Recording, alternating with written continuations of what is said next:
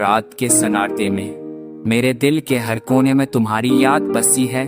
हर लम्हा तुम्हारी गैर मौजूदगी का दर्द दिलाता है और हर सांस तुम्हारी मुस्कुराहट की गूंज सुनाता है।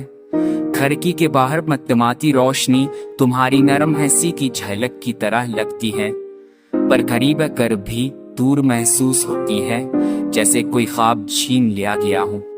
तुम्हारी बातें, तुम्हारी हंसी अब सिर्फ मेरे दिल की धड़कन में जिंदा है। मैं हर लम्हा तुम्हें याद करता हूँ, पर तुम्हारी गैर मौजूदगी मुझे मजीद तन्हा कर देती है। हमने जो ख्वाब देखे थे वो अब सिर्फ खामोशी के सायों में रह गए हैं। हर आधा हर लम्हा अब बस एक दर्द का अक्स बन गया है। मैं कमरे के कोने में बैठा खामोशी में तुम्हारी यादों को गिन रहा हूँ।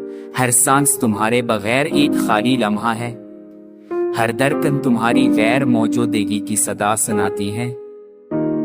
रात की ठेंगे हुआ मेरे दिल के जख्मों को छोकर जाती है। काश तुम यहाँ होते, काश मैं तुम्हारे हाथ थाम सकता, पर तुम बस ख्वाबों में आती हो।